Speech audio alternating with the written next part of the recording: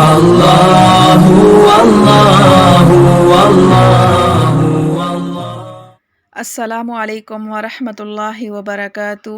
رب اشرح لی صدری ویسر لی امری واحلل عقدۃ من لسانی یفقہوا قولی۔ اعوذ باللہ من الشیطان الرجیم، بسم اللہ الرحمن الرحیم۔ اذ تصعدون ولا تلؤون علی احد، تم چڑھے چلے جاتے تھے اور پیچھے پھر کر نہ دیکھتے تھے کسی کو۔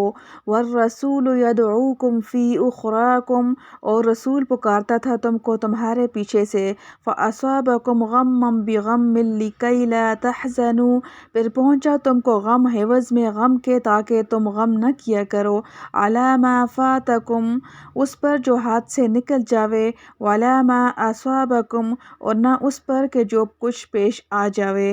واللہ خبیر بما تعملون، اور اللہ کو خبر ہے تمہارے کام کی۔ ثم انزل علیکم من بعد الغم امنۃ، پھر تم پر اتارا تنگی کے بعد امن کو۔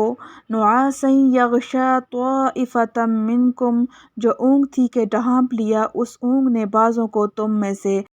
وطائفۃ قد اہمتہم انفسہم، اور بعضوں کو فکر پڑ رہا تھا اپنی جان کا۔ یظنون باللہ غیر الحق ظن الجاہلیۃ، خیال کرتے تھے اللہ پر جھوٹے خیال جاہلوں جیسے۔ یقولون ھل لنا من الامر من شیء، کہتے تھے کچھ بھی کام ہے ہمارے ہاتھ میں۔ قل ان الامر کلہ للہ، تو کہہ سب کام ہے اللہ کے ہاتھ۔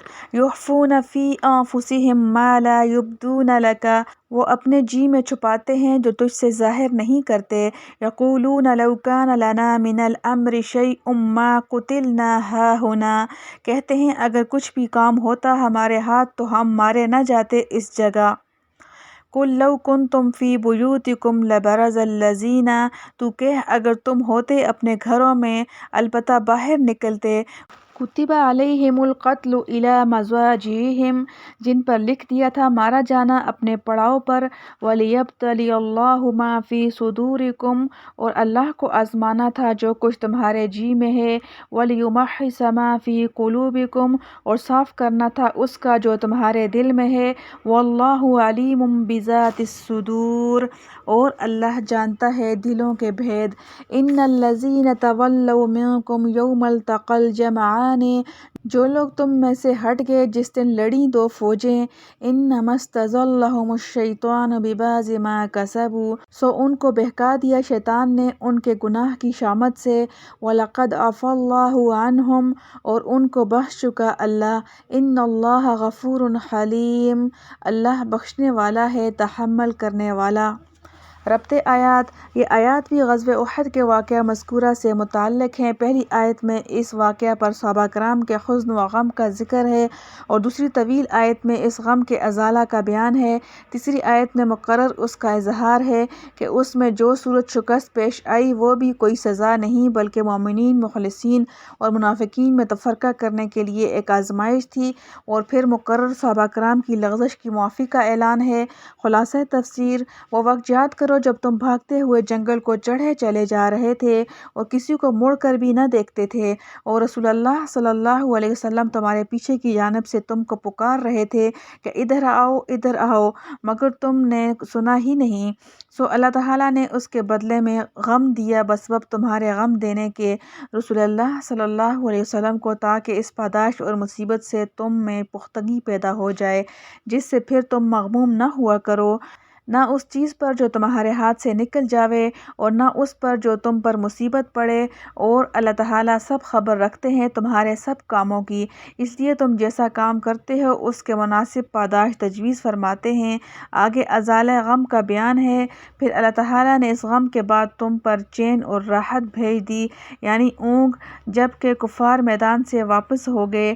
اس وقت غیب سے مسلمانوں پر اونگ غالب ہوئی، جس سے سب غم غلط ہو گیا کہ تم میں سے ایک جماعت یعنی مسلمانوں پر تو نیند کا غلبہ ہو رہا تھا، اور ایک جماعت وہ تھی یعنی منافقین کی کہ ان کو اپنی جان ہی کی فکر پڑ رہی تھی کہ دیکھیے یہاں سے بچ کر بھی جاتے ہیں۔ وہ لوگ اللہ تعالیٰ کے ساتھ خلاف واقع گمان کر رہے تھے جو محض حماقت کا خیال تھا۔ وہ خیال آگے ان کے قول سے اور اس کا حماقت و جہالت ہونا اس کے جواب سے معلوم ہوتا ہے۔ ان کا قول یہ تھا کہ وہ یوں کہہ رہے تھے کہ کیا ہمارا اختیار کچھ چلتا ہے؟ مطلب یہ تھا کہ ہماری رائے کسی نے نہ سنی جو جنگ سے پہلے ہم نے دی تھی، خواہ مخواہ سب کو مصیبت میں پھنسا دیا۔ آپ صلی اللہ علیہ وسلم فرما دیجئے کہ اختیار تو سب اللہ ہی کا چلتا ہے۔ مطلب یہ ہے کہ اگر تمہاری رائے پر عمل بھی ہوتا، جب بھی قضائے الہی غالب رہتی اور جو افتاد آنے والی تھیں آ کر رہتی۔ چنانچہ ان کے قول اور اس کے جواب کا مطلب آگے مفصل آتا ہے کہ وہ لوگ اپنے دلوں میں ایسی بات پوشیدہ رکھتے ہیں جس کو آپ کے سامنے صراحتاً ظاہر نہیں کرتے، کیونکہ ظاہر میں ان کے اس قول کا کہ ہمارا کیا اختیار ہے یہ مطلب سمجھا جا سکتا ہے کہ تقدیر الہی کے سامنے بندہ کی تدبیر نہیں چلتی، جو کہ عین ایمان کی بات ہے۔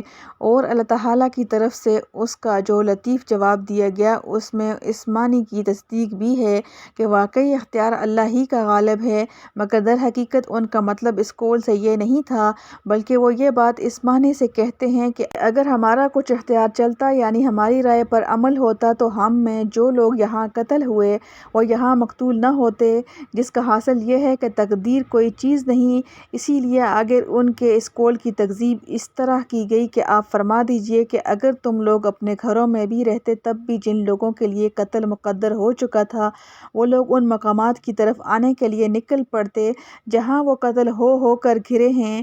غرض یہ کہ یہ ظاہری مضرت جس قدر ہوئی وہ تو ٹلنے والی نہ تھی، اور اس کے فوائد و منافع بہت عظیم تھے، کیونکہ جو کچھ ہوا اس لیے ہوا تاکہ اللہ تعالیٰ تمہارے باطن کی بات یعنی ایمان کی آزمائش کرے، کیونکہ اس مصیبت کے وقت منافقین کا نفاق کھل گیا اور مومنین کا ایمان اور زیادہ موقد اور محقق ہو گیا، اور تاکہ تمہارے دلوں کی بات یعنی اس ایمان کو شوائب و وساوس سے صاف کر دے، کیونکہ مصیبت سے مومن کی توجہ غیر اللہ سے ہٹ کر صرف اللہ تعالیٰ کی طرف لگ جاتی ہے، جس سے ایمان کو جلا اور قوت پہنچتی ہے، اور اللہ تعالیٰ سب باطن کی باتوں کو خوب جانتے ہیں۔ ان کو آزمائش کی حاجت نہیں مگر اس لیے کہ عدالتی طریقہ سے مجرم کا جرم کھول کر سامنے آ جائے، ایسے امور واقع کیے جاتے ہیں۔ یقیناً تم میں جن لوگوں نے میدان جنگ سے پشت پھیر دی تھی جس روز کہ وہ دونوں جماعتیں مسلمانوں اور کفار کی باہم مقابل ہوئیں، یعنی احد کے روز، اس کی وجہ اس کے سوا اور کچھ نہیں ہوئی کہ ان کو شیطان نے لغزش دے دی۔ ان کے بعض اعمال گزشتہ کے سبب سے یعنی ان سے کچھ خطا و قصور ایسے ہو گئے تھے جس سے شیطان کو ان سے اور بھی معصیت کرا دینے کی طمع ہو گئی، اور اتفاق سے وہ طمع پوری بھی ہو گئی، اور یقین سمجھو کہ اللہ تعالیٰ نے ان کو معاف فرما دیا۔ واقعی اللہ تعالیٰ بڑی مغفرت کرنے والے بڑے حلم والے ہیں کہ صدور خطا کے وقت بھی کوئی سزا نہیں دی۔ الحمدللہ حمدا کثیرا طیبا مبارکا فیہ کما یحب ربنا ویرضی۔ اللہم احسن عاقبتنا فی الامور کلہا واجرنا من خزی الدنیا وعذاب الآخرہ۔